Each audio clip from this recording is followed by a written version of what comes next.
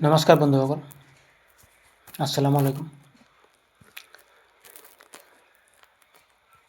আজি আপোনালোকে দেখি আছে দুনিয়াখনত কি চলিছে।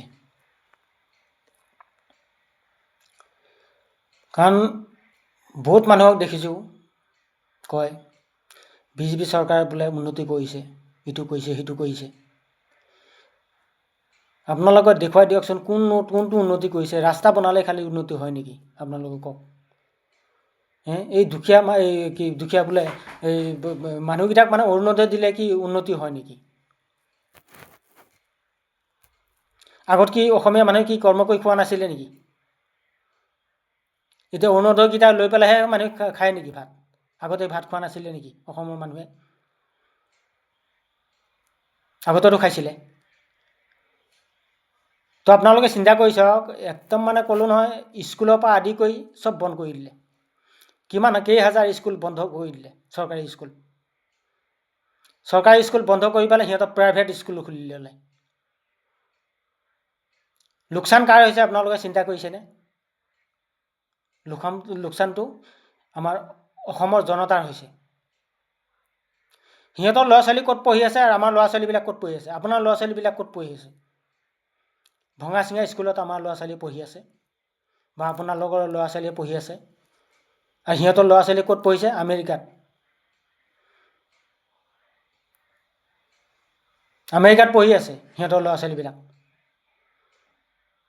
দূৰত পঢ়ি আছে। আপোনালোকে সেইটো চিন্তা কৰিছেনে? আমি সেইটো চিন্তা কৰা নাই। সিহঁতৰে মানে গুণগান গাই আছোঁ। দিন গৈ আছে, অসমখন ধ্বংসৰ পথলৈ গৈ আছে, আমি এতিয়াও বুজি পোৱা নাই। আৰু বুজি পাম কেতিয়া? অসমখন শেষ হোৱাৰ পিছতহে বুজি পালেহে হ'ব। আপোনালোকে নিজে চিন্তা কৰি চাওক কি হৈছে দুনিয়াখন। আগততো এনেকুৱা নাছিলে। হিন্দু মুছলিমৰ ভিতৰত কোনোদিন তৰ্ক বিতৰ্ক হোৱা নাছিলে। এই চৰকাৰখন অহাৰ পিছতেই মানে মানুহৰ ভিতৰত সংঘাত হ'বলৈ ধৰিলে। হিন্দু মুছলিম ভাগ হৈ গ'ল চব। কাৰণ ভাৰতবৰ্ষখন চবৰে অৱদান আছে।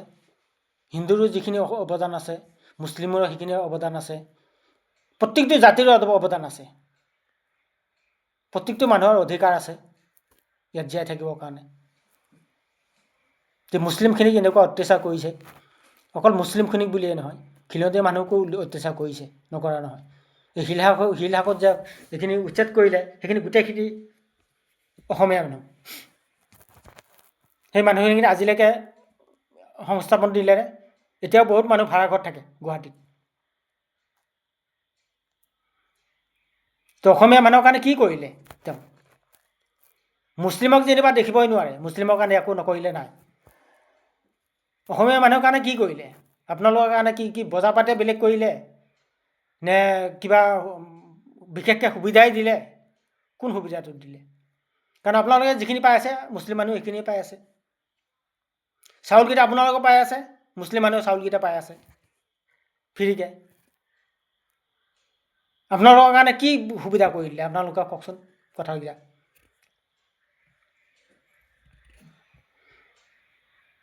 একোতো কৰি দিয়া নাই এক্সট্ৰাকৈ।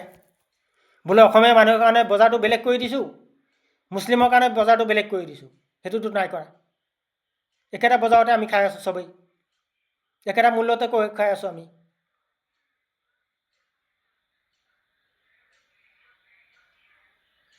তাৰ মাজতে সিহঁতেই মানে কৰপতি হৈ গৈছে। হাজাৰ বিঘা মাটি লৈ লৈছে সিহঁতি,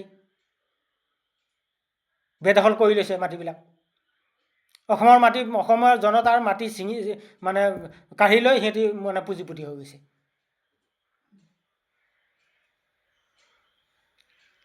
আপোনালোকে তলত হাত দি চাওক, হয়নে নহয় কথাবিলাক।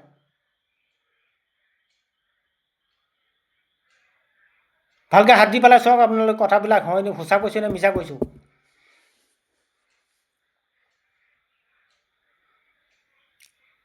দুনিয়াখনত কি হৈছে?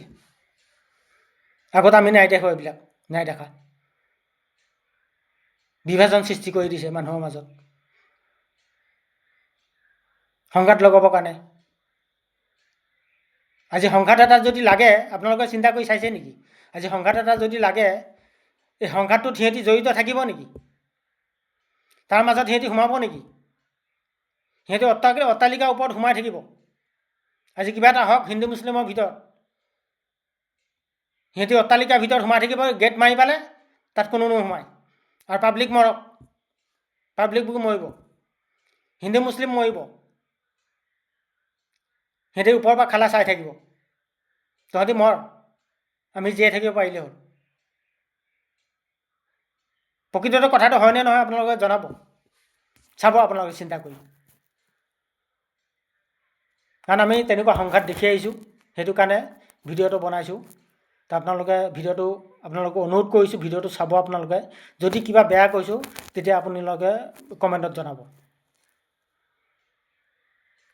আজিলৈকে আপুনি চাওক, বিশেষকৈ বাদেই দিয়ক, আমাৰ এনেকুৱা এটা ব্যক্তি ঢুকাই গ'ল, মাৰি পেলালে, মাৰ্ডাৰ কৰি পেলালে, তেওঁ ন্যায়টো আজিলৈকে নিদিলে। ইলেকশ্যনৰ আগত তেওঁ মুখে কৈছিলে যে ইলেকশ্যনৰ আগতে যদি আমি ন্যায়টো দিব নোৱাৰোঁ, আমাক ভোট দিব নালাগে, তেওঁ নিজে কৈছিলে। আপোনালোকে চবেই পাইছিলে এই ভিডিঅ'টো, নিজে লাইফত আহি পেলাই নিজে কৈছিলে। সেইবাবে মানে ভিডিঅ'টো বনালোঁ, আপোনালোকে চাব, ভিডিঅ'টো চাই পেলাই কমেণ্টত জনাব কেনেকুৱা লাগিছে ভিডিঅ'টো। আৰু আপোনালোকে নিজে চিন্তা কৰি চাব, চিন্তা কৰি পেলাই ভোটটো দিব আপোনালোকে। সেয়ে অনুৰোধ কৰিলোঁ অসমবাসী ৰাইজৰ ওচৰত। জয় অসম, জয় জুবিন দা।